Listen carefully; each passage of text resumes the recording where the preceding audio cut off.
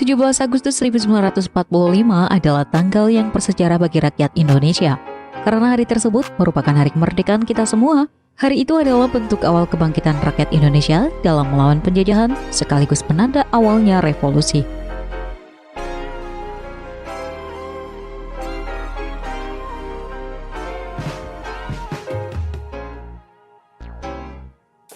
Inilah dia 10 fakta kemerdekaan Indonesia pada tahun 1945.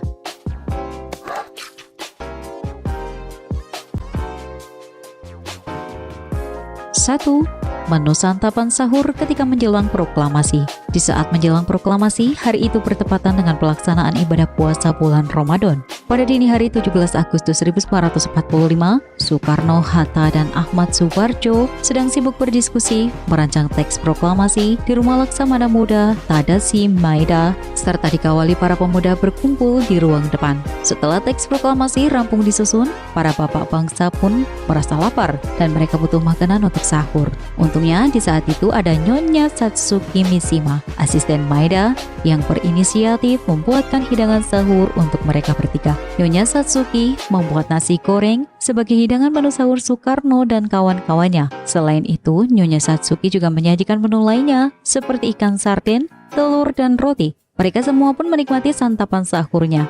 Dan selesainya, Soekarno dan Hatta kembali ke kediaman masing-masing untuk mempersiapkan diri melaksanakan proklamasi kemerdekaan. 2. Sebenarnya, Soekarno sedang sakit ketika memproklamasikan kemerdekaan.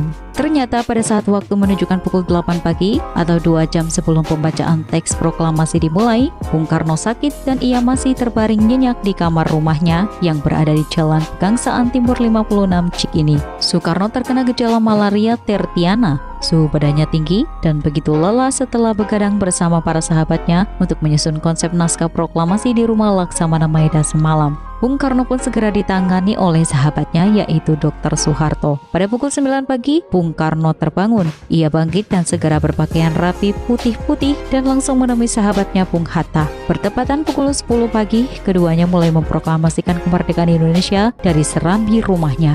Setelah upacaranya selesai, Bung Karno kembali ke kamarnya dan berbaring di tempat tidurnya lagi, dan rupanya beliau masih sakit.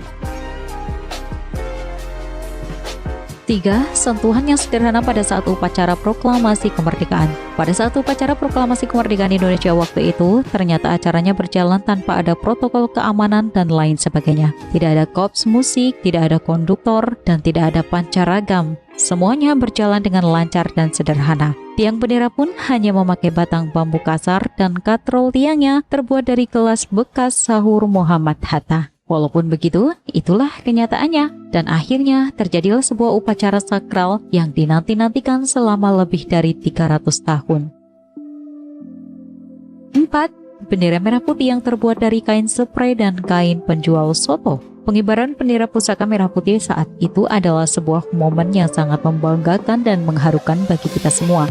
Namun, di balik pengibaran bendera merah putih di rumah Soekarno di Jalan Pegangsaan Timur nomor 56 tersebut, ada satu kisah unik yang harus diketahui. Ada sosok Ibu Fatmawati yang menjahit bendera kebangsaan kita. Beliau membuat bendera dari kain spray yang berwarna putih yang ada di dalam lemarinya, dan kain merahnya dibeli dari penjual soto. Kejadian sebelumnya, Ibu Fatmawati sangat menyayangkan bendera. Awalnya yang terlalu kecil apabila dinaikkan ke tiang bendera, yaitu hanya sekitaran 50 cm. Tidak punya waktu lagi, beliau pun akhirnya memakai kain seadanya untuk membuat bendera yang ukurannya lebih besar. Dan dijahitlah bendera merah putih dengan ukuran yang besar dan siap untuk dikibarkan. 5. Tokoh proklamator sebenarnya bukan hanya Soekarno-Hatta. Mereka yang hadir pada saat mengikuti rapat dan penyusunan naskah proklamasi waktu itu bukan hanya Soekarno dan Bung Hatta saja. Ada sahabat mereka lainnya yang turut ikut serta, yaitu Ahmad Subarjo, Sayuti Melik, dan Soekarni.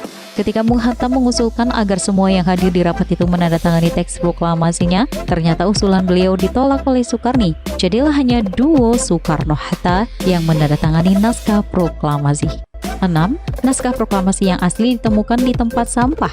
Bung Karno tidak pernah menyimpan naskah asli teks proklamasi kemerdekaan Indonesia yang ditulis olehnya bersama Bung Hatta. Namun, lembaran kertas itu malah disimpan dengan baik oleh seorang wartawan BM Dia. Naskah itu disimpannya setelah beliau menemukan draft proklamasi itu di keranjang sampah dan di rumah Laksamana Maeda. Teks itu telah disalin dan diketik oleh Sayuti Melik pada dini hari 17 Agustus 1945. Kemudian di tanggal 29 Mei 1992, dia baru menyerahkan draft tersebut kepada Presiden Soeharto. Naskah itu telah disimpannya selama 46 tahun, 9 bulan, dan 19 hari. 7.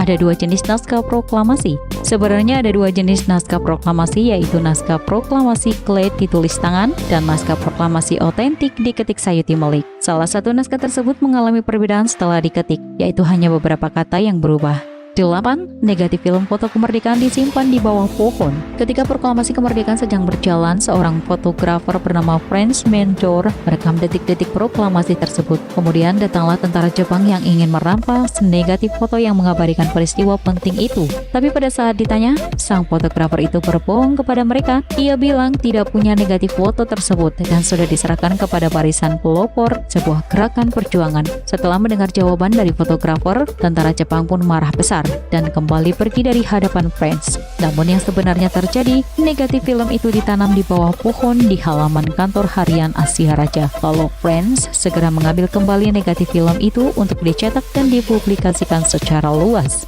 Berkat sebuah kebohongan itulah, kini kita jadi bisa menikmati dan menyaksikan dokumentasi peristiwa proklamasi 17 Agustus 1945 silam. Bagaimana jadinya ya? Kalau Franz bersikap jujur kepada Jepang, mungkin sampai sekarang kita tidak akan pernah bisa lihat foto ikonis Insinyur Soekarno saat membacakan teks proklamasi dan dokumentasi foto peristiwa lainnya waktu itu.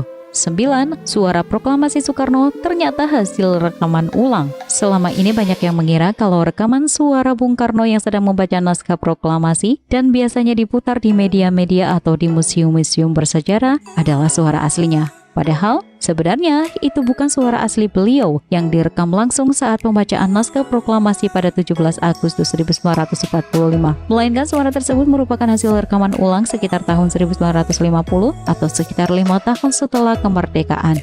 Yusuf Rono Dipuro selaku pendiri RRI meminta Presiden Soekarno merekam kembali pembacaan teks proklamasi kemerdekaannya. Bung Karno berpikir ulang mengenai argumentasi Yusuf tersebut dan akhirnya beliau setuju suaranya direkam sekali lagi. Setelah menjalankan rekaman ulang, barulah suara pembacaan teks proklamasi mulai digandakan pada tahun 1959 dan sampai sekarang. 10. Perintah pertama Soekarno setelah menjadi presiden pertama adalah pesan sate ayam. Soekarno ditetapkan sebagai Presiden RI dan Muhammad Hatta sebagai Wakil Presiden RI pertama oleh Panitia Persiapan Kemerdekaan Indonesia PPKI sehari setelah kemerdekaan Republik Indonesia pada 17 Agustus 1945.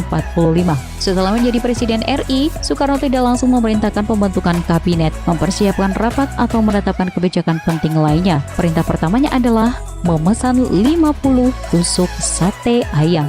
Karena pada saat itu Soekarno sedang dalam perjalanan pulang dan ia melihat pedagang sate di jalan. Tak pikir panjang, beliau pun langsung memerintahkan tukang sate untuk membuatkan 50 tusuk sate untuknya. Setelah jadi, Soekarno langsung menikmati satenya dengan berjongkok di pinggir parit. Demikianlah tadi fakta-fakta menarik seputar proklamasi kemerdekaan Indonesia pada kala itu. Sebenarnya masih banyak lagi ya hal-hal atau cerita unik mengenai peristiwa tersebut. Semoga kita semakin aware terhadap perjuangan mereka dan kita bisa terapkan semangat mereka untuk bangsa kita di zaman sekarang ini.